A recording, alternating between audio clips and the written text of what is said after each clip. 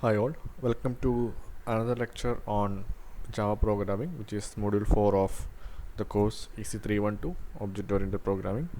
So this is lecture 7. We'll be talking about packages in this lecture.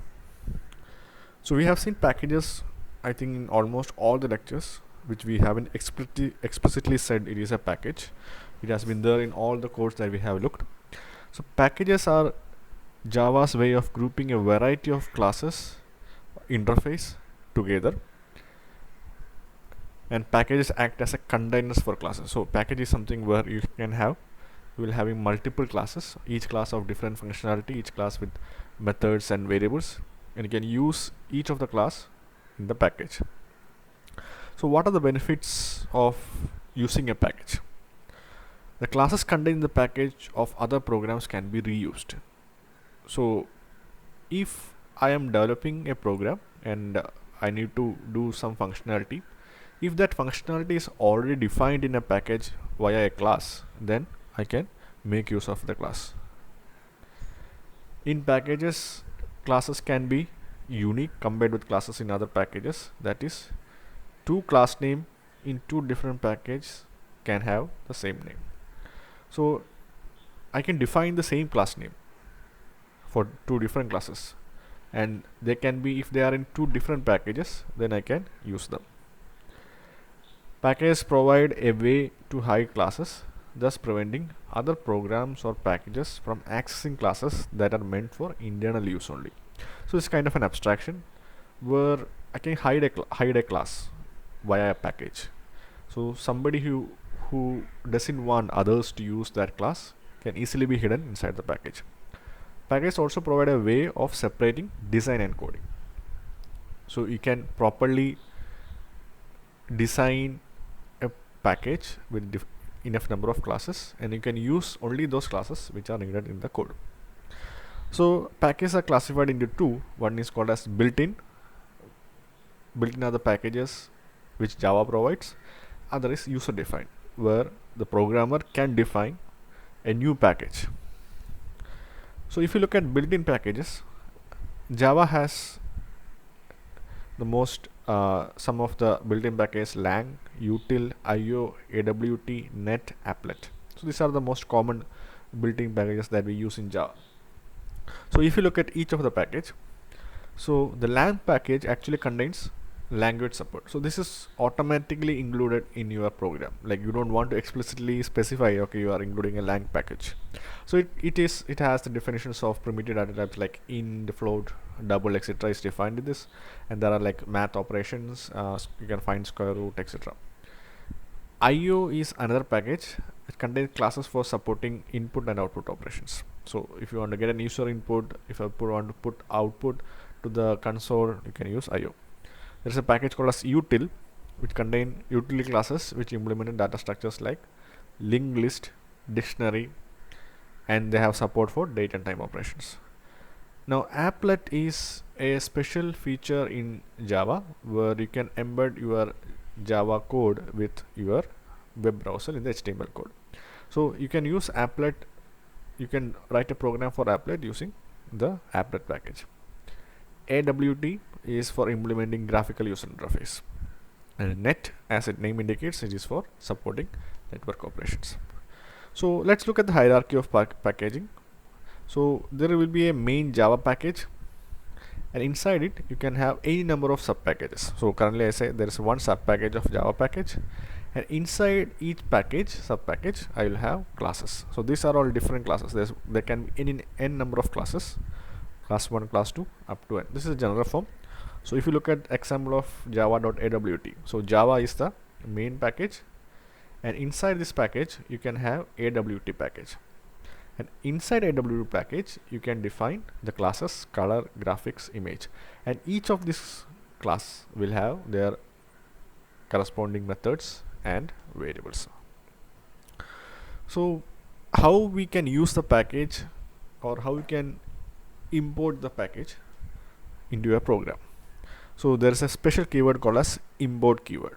So when you say import, you are mentioning that there is some package which is being imported to your program. and then you say which package or the class or which all classes are you are going to import. So here if I look at the import statement, I say java.lang.math. So Java is the package name, lang is a sub package name which is contained in Java, and math is actually the class name. Now there will be many methods defined in math package, so we can use the methods inside the math package now inside our program because we have imported the math class from lang package. And here we are using the square root. So this program is basically to find the square root of 10, and you see that I can specify, just like when we pass an argument to any method of a class, I can say, so this is like a static method where I can say math, which is a class name, dot the method name, and you pass the argument a. In other words, I can also do without an import statement. So here if you look at this program, I don't have an import statement, but it is exactly the same program as previous. So here when I am not using import, I need to specify the complete path of the method. So inside Java, lang is there, inside lang there's a class called math, and inside math there's a member method called square root. So this is helpful only if you are not using methods from external packages frequently. You might be calling once or twice, then you don't want to import the whole package. But if you are using methods or classes of external packages multiple times, more frequently in your program, then it is advised to import the whole package. So naming convention in package is like this. As I said earlier, Java is the main package, lang is a sub package of Java. Can have any number of sub packages. So let's say if there is a sub package under lang, so I can write lang dot sub package, and it can keep on going. So here math is a class inside the sub package, and square root is the method of the class math. You're passing the argument next. So here if you notice that I am specifying the complete method. Let's say I want to import all the classes inside lang, not only math. Then I can just say lang dot star. So it will import all the classes inside lang, and I can use the method by specifying the class dot method in your code. So that's a special feature of Java where you can import all the packages, all the classes. Let's look at till now we have looked at only built-in packages. Let's look at how you can create a user-defined package. So user-defined package is where user can define a package. So there are certain steps in creating a user-defined package. First of all, create a directory with the package name. So for example, if my package name is my package, then you first create a folder with this name. Then you create the class, example my class, inside the directory with the first statement being the package name. So I can create a document, a text document, in which I declare or define a class called as my class, and before the class declaration I say this class belongs to this my package, and you want to save this my class file with the extension .java. Like if the class name is my class, you should save it as my class.java inside the package directory. So I have created a package directory called as my package. Then you can save your my class.java inside this my package directory. So you have added your class to that. You have created a new package called as my package, and you have defined a class in that package. So let's see an example.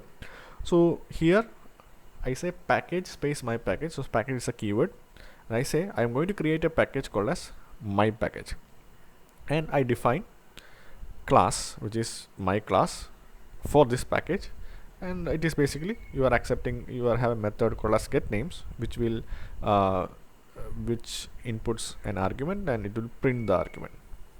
So your file name should be myclass.java, and as I said earlier, so this is the class my class and the file name is myclass.java. So how will you use this my class in a different file? So I have a file called as main method.java.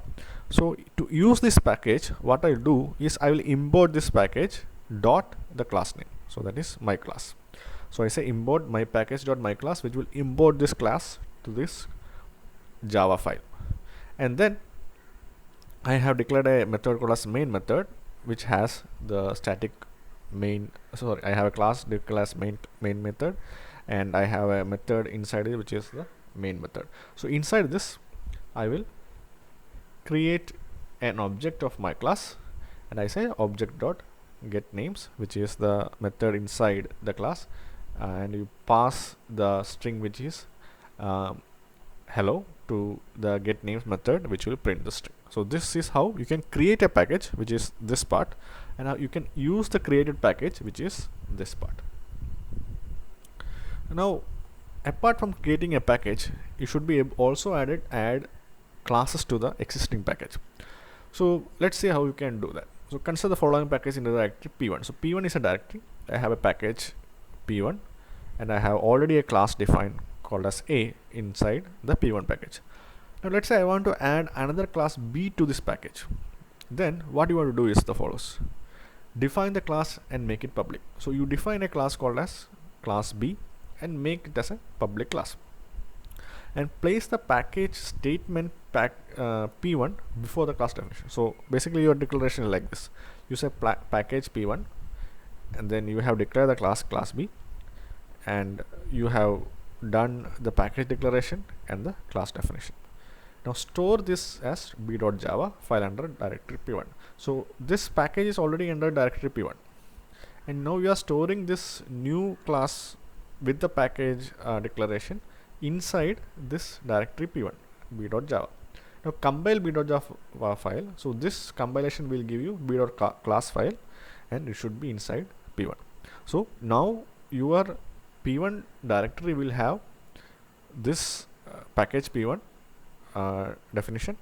You will also have another file called as b.java and b.class inside the p1 directory. So basically you have added the class b to class a. So there is another important feature in package which is called as static import. So static import in Java facilitates the Java programmer to access any static member of a class directly. So we have seen previously that we can declare a class static, or you can declare the method, or you can declare the variables of a class as static, in which the static keyword means that you don't want to create an object to access these variables. You can directly access them using class name. So using the static, there is no need to qualify it by class name. And advantage of this is less coding is required if you have to access any static member of a class of it. So let's say you have a class, and you have some member or some member variable declared as static. So if you are frequently accessing this class, then instead of creating an object for the class, it is better to make the member static so that you can frequently access it. And the disadvantage is if you overuse static import feature, it makes the program unreadable and unmaintainable. So static always makes the program difficult if it's a big program, and it will be unreadable and unmaintainable. Static provides accessibility to classes. The import provides accessibility to classes and interface, whereas static import provides accessibility to static members of the class.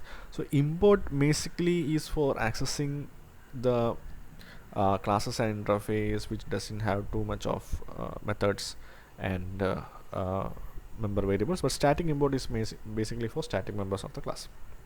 So let's see how that goes.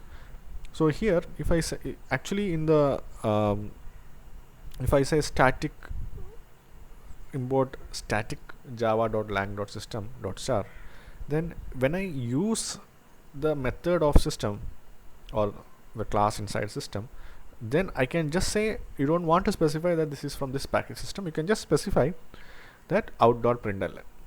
So this is basically the static import.